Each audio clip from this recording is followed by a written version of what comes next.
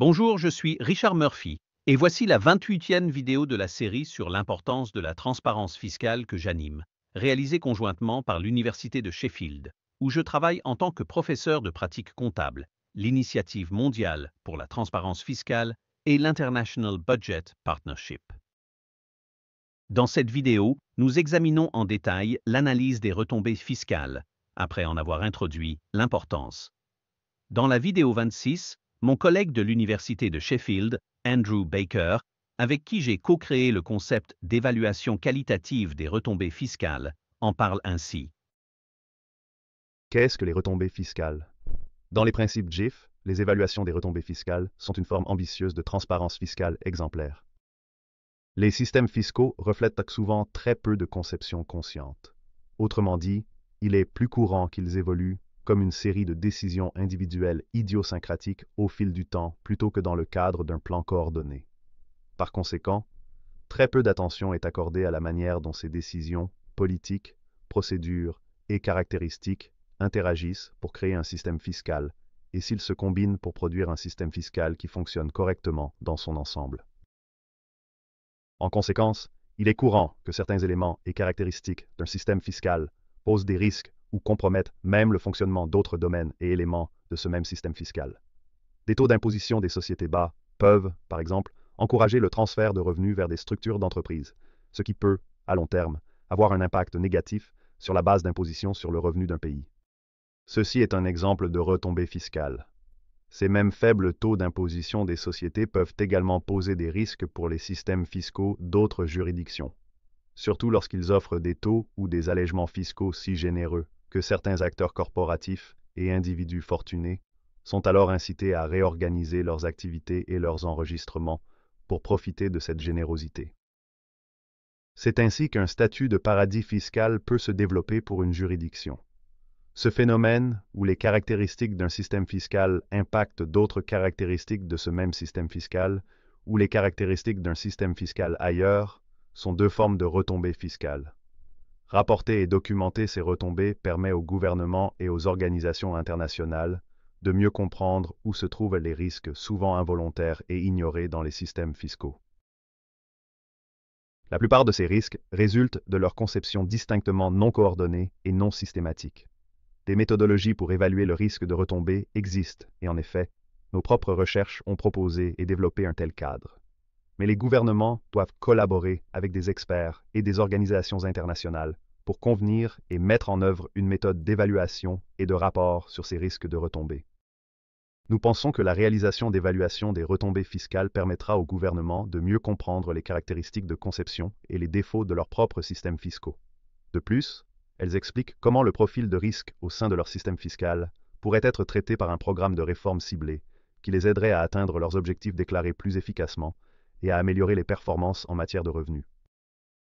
Mettre ces informations et les résultats de telles analyses dans le domaine public permettra également un débat public plus complet et mieux informé sur la performance du système fiscal et d'identifier des trajectoires de réforme souhaitables.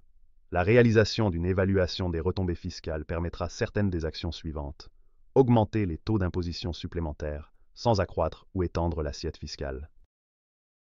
Identification des faiblesses dans le fonctionnement de la législation fiscale et des moyens pour rendre l'application des règles fiscales plus efficace. Identification de mesures ciblées pour améliorer la gestion fiscale globale de l'économie. Détermination. Si les incitations et autres mesures gouvernementales visant à encourager des comportements particuliers intégrés dans le système fiscal atteignent leurs objectifs initiaux, ou si elles ont des conséquences imprévues et déformées, telles que des failles juridiques exploitables. Ou créer des incitations qui sapent d'autres parties de l'assiette fiscale.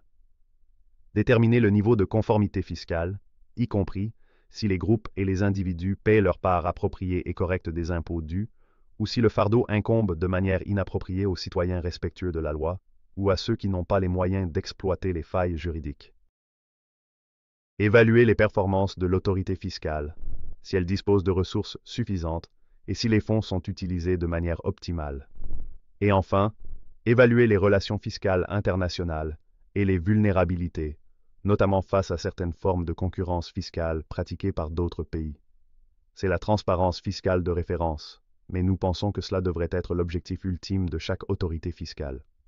Et il devrait travailler en ce sens avec les acteurs de la société civile et la communauté internationale. Il n'y a pas le temps ici d'expliquer en détail comment une évaluation des retombées fiscales est réalisée.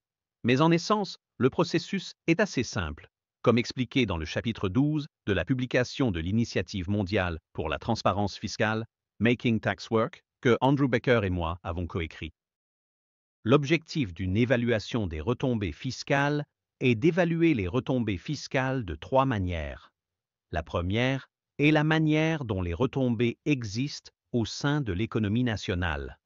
En d'autres termes, comment un problème fiscal ou administratif dans un pays impacte un autre problème fiscal ou administratif dans le même pays. Il s'agit d'un exercice relativement autonome. La deuxième manière de réaliser une évaluation des retombées fiscales consiste à évaluer les retombées fiscales internationales. Ce processus se déroule en deux parties. En d'autres termes, 3 évaluations des retombées sont effectuées au total. La première évaluation internationale considère la menace que le système fiscal du pays évalué pose aux autres pays. Ce sont des risques générés par celui-ci, tandis que le second évalue la vulnérabilité du système fiscal du pays à une perte de revenus en conséquence des politiques fiscales d'autres pays. En d'autres termes, sa vulnérabilité aux risques provenant d'ailleurs. La méthodologie d'évaluation des retombées fiscales repose sur l'hypothèse qu'un bon impôt ou une bonne mesure de politique fiscale ne devrait causer aucun préjudice à un autre impôt ou à une autre mesure de politique fiscale, que ce soit dans la même juridiction ou dans d'autres juridictions. À cet égard, le système d'évaluation se concentre sur l'identification et l'atténuation des retombées négatives et coûteuses, étant donné qu'il semble généralement que les retombées fiscales négatives sont beaucoup plus courantes que les mesures fiscales ayant un effet renforçant en soutenant positivement d'autres parties du système fiscal. Cela devrait être considéré comme une force du système d'évaluation. Dans le cadre qui a été développé, les risques générés par certaines parties du système fiscal sont notés sur une échelle de 1 à 5. Les scores sont attribués en fonction de la collecte et de la documentation des pratiques réelles, tirées des impressions d'un éventail de parties intéressées, issues des interactions et des expériences au sein du système fiscal. Ces parties intéressées peuvent être issues de toutes celles mentionnées dans la vidéo 5 de cette série, à savoir le gouvernement d'une juridiction, son trésor, son autorité fiscale, si elle est différente, sa législature, ses contribuables, les contribuables potentiels, les régulateurs internationaux et la société civile. Cependant, une pondération en faveur de ceux ayant une expérience pratique en matière fiscale pourrait être bénéfique. Un score de 5 indique une mauvaise performance en matière de retombées et la génération de risques élevés ou de vulnérabilité significative. Un score de 1 est le meilleur score possible. Plus le score est élevé, plus le risque global de retombées et les vulnérabilités au sein d'un système fiscal sont importants. Pour réaliser l'évaluation, une grille d'évaluation est préparée. Notre exemple utilise une grille de 8 cases par 8 cases, comme un échiquier. Les éléments à comparer sont convenus. Ceux-ci peuvent inclure les impôts, les aspects de l'administration fiscale et la politique gouvernementale. Voici à quoi pourrait ressembler une grille d'évaluation des retombées fiscales domestiques au Royaume-Uni. Pour compléter la grille, le sujet sur la ligne horizontale supérieure est d'abord pris en compte. Puis, on examine dans quelle mesure il est compromis par les sujets listés dans la colonne verticale de gauche. Si le risque est élevé, la note est de 5. S'il est faible, la note est de 1. Je souligne que la notation est subjective. Elle pourrait être préparée par un individu. Elle pourrait être convenue lors d'une discussion de groupe. Elle pourrait être une agrégation des scores individuels. Beaucoup de temps pourrait être consacré à chaque question. Alternativement, des réactions rapides pourraient être recherchées. Nous pensons que les deux sont utiles et apportent des avantages. Il serait bon de résumer les raisons qui ont conduit à une conclusion dans chaque cas. Voici à quoi ressemble notre version de l'évaluation des retombées fiscales domestiques du Royaume-Uni. Nous suggérons de coder la grille par couleur pour mettre en évidence les niveaux de risque. Dans cette évaluation, rien n'a été noté comme 1 qui serait coloré en vert pâle ou 2 qui aurait été en bleu pâle. L'évaluation des retombées montre que le système fiscal domestique du Royaume-Uni est fortement miné par les menaces provenant de la politique fiscale du pays, qui a été antagoniste à l'impôt. Une administration fiscale sous-financée et un système de gestion des entreprises et des fiducies faibles qui facilitent la fraude.